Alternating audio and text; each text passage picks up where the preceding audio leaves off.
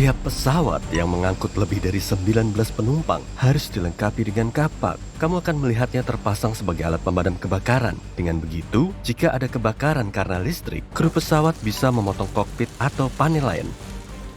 Pilot bisa benar-benar memecah jendela depan pesawat jika terjadi hal buruk dan penumpang harus dievakuasi. Kebanyakan pesawat penumpang berwarna putih guna melindungi dari radiasi matahari dan dampaknya. Pesawat terbang harus tetap dingin di bandara, terutama di negara beriklim panas saat penumpang masuk dan keluar pesawat. Cat putih yang cemerlang bisa memantulkan kembali sinar matahari. Cat ini juga melindungi beberapa bagian pesawat yang terbuat dari bahan komposit dan mencegah kerusakannya, karena pada elevasi tinggi, radiasi ultraviolet lebih tinggi. Pesawat komersil harus mencapai kecepatan setidaknya 250 km per jam untuk memperoleh stabilitas dan selamat ketika lepas landas. Beberapa pesawat yang lebih kecil bisa mencapai ketinggian meski dengan kecepatan 50 km per jam. Tapi saat kecepatan serendah itu, pesawat bisa dengan mudah menjadi tidak stabil dan bahkan gagal lepas landas. Jejak putih yang ditinggalkan pesawat juga dikenal sebagai jejak kondensasi atau contrail, terbentuk karena uap air. Uap dihasilkan selama pembakaran bahan bakar dalam mesin pesawat. Saat pesawat mencapai ketinggian jelajah 10.000 meter, suhu menjadi cukup rendah, sekitar minus 55 derajat Celcius. Udara sangat dingin, sehingga air berubah menjadi partikel-partikel es. Berapa lama partikel-partikel es ini akan tetap tampak sangat tergantung pada kelembapan. Makin tinggi kelembapan, makin besar jejak itu dan akan tetap tampak lama setelah pesawat menghilang. Pesawat di seluruh dunia tersambar petir hampir setiap hari. Pesawat komersil biasa rata-rata disambar petir sekali setahun. Seberapa sering terjadinya tergantung pada beberapa hal. Pertama, berapa pendaratan dan lepas landas yang dilakukan. Karena sebagian besar petir menyambar pada ketinggian antara 1.500 sampai 4.500 meter. Juga tergantung pada lokasinya. Misalnya, di sekitar Khatulistiwa, kemungkinan pesawat disambar petir lebih besar daripada di tempat-tempat lain di dunia. Pesawat modern didesain untuk tahan terhadap sambaran seperti itu. Pesawat harus menjalani uji petir khusus untuk membuktikan bahwa pesawat bisa mengatasi sambaran. Sebagian besar pesawat terbang pada ketinggian sampai 11 km. Ada beberapa keuntungan dari sana, seperti udara yang lebih tipis menghasilkan tarikan aerodinamika yang lebih kecil, yang juga berarti konsumsi bahan bakar lebih sedikit. Suhu di atas sana lebih rendah dan itu membuat mesin jet lebih efisien.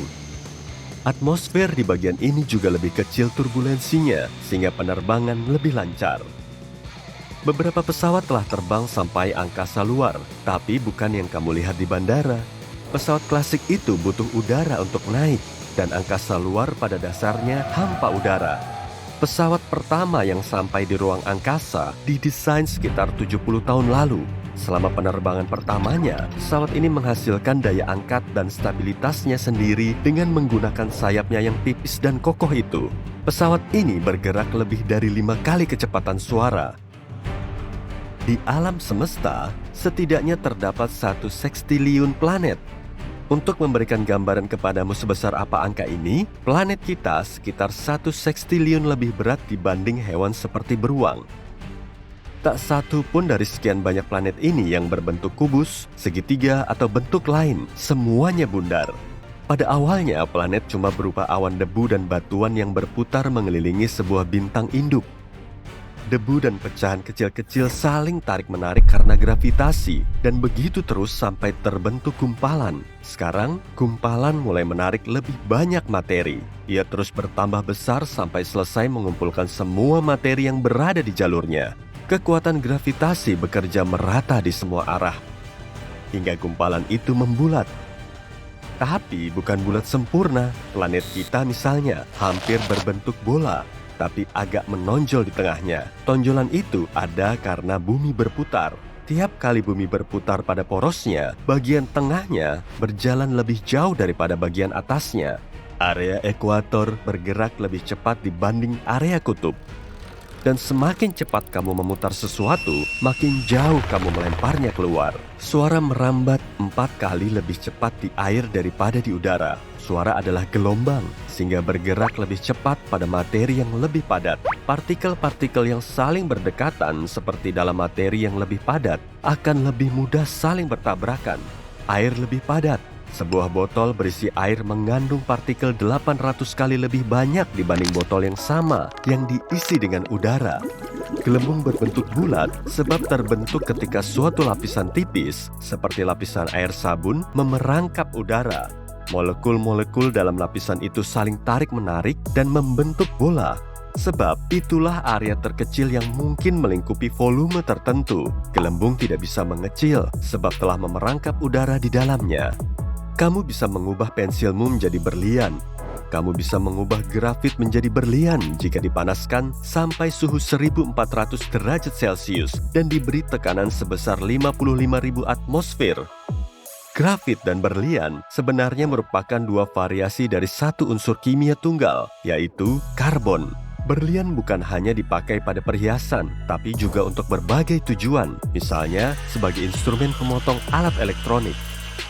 Biwara adalah tukang bangunan menakjubkan yang mampu membuat struktur tepi sungai kompleks dan keren. Biwara membangun rumah untuk melindungi diri dari satwa liar yang mungkin akan mengejarnya, seperti serigala atau beruang, tapi bukan dengan cara yang mungkin kamu lihat pada awalnya. Biwara tidak pernah benar-benar tinggal di dalam bendungannya. Biwara cuma memakai ini sebagai penghalang untuk membuat semacam kolam air yang lebih dalam. Di sanalah rumah biwara sesungguhnya, di dalam kolam yang menyerupai pulau kecil atau pondok kubah. Ini adalah area kering di mana biwara aman. Dia juga bisa menyimpan makanan di sana. Kolam ini cukup dalam untuk dihindari oleh hewan darat. Biwara menggali terowongan bawah tanah yang merupakan pintu masuk ke dalam rumahnya. Jika predator atau bahaya lain datang, ia bisa dengan cepat menyelamatkan diri.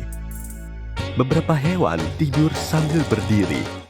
Zebra, gajah, kuda, juga beberapa burung seperti flamingo. Sapi bisa tidur sambil berdiri, tapi lebih suka berbaring ketika ingin beristirahat. Untuk bisa tidur sambil berdiri, hewan harus memiliki kaki yang sejajar secara vertikal. Dengan begitu, mereka tak perlu mengaktifasi otot mereka untuk tetap berdiri. Lutut mereka juga mengunci di tempatnya.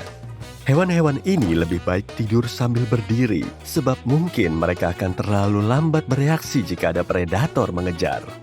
Saat kita tertawa dalam situasi tidak enak atau ketika kita sedang gugup, sebetulnya kita sedang menyamarkan emosi yang sebenarnya. Misalnya, kamu melakukan sesuatu yang memalukan dan mencoba menutupi rasa malu yang kamu rasakan. Kita juga merasa lebih santai setelah tertawa. Jadi kalau kamu tertawa gugup dalam situasi kurang enak, ini bisa membantumu mengatasi sedikit emosi negatifmu. Jika kamu membeli sebotol air, kamu bisa lihat di botol itu ada tanggal kedaluarsanya. Tapi bukan air di dalamnya yang menjadi basi. Tanggal kedaluarsa ada sebab plastik mulai larut ke dalam air sejalan dengan waktu dan mencemari air dengan bahan kimia yang bisa berbahaya bagi kita. Bulan memiliki zona waktunya tersendiri. Para astronot membuat arloji khusus untuk semua penjelajah bulan. Arloji ini mengukur waktu dalam lunasi, yaitu periode waktu yang dibutuhkan bulan untuk berotasi sekaligus berevolusi mengelilingi bumi. Masing-masing lunasi berlangsung hampir 30 hari bumi. Kamu bisa menghilangkan kafein kopi jika membawa biji kopi hijau ke sauna untuk dilembabkan pada suhu 70-100 derajat Celcius. Tujuannya adalah agar kafein per biji kopi berkurang 10 mg atau lebih sedikit, dan saat itulah kamu bisa memasukkannya ke dalam kategori decaf atau tanpa kafein. Satu porsi kopi biasa mengandung 50-75 mg kafein. Ada alasan kenapa bumi berputar. Tata surya kita terbentuk 4,5 miliar tahun lalu. Saat itu terdapat awan debu dan gas yang bergejolak dahsyat. Molekul dan atom di dalam awan itu cenderung berputar dalam arah tertentu. Awan itu kolaps karena gaya gravitasi. Gravitasi memperkuat rotasi awalnya, lalu memipihkannya menjadi cakram. Planet kita terbentuk di dalam cakram itu dan sekarang berputar karena pola lama dari awan induknya.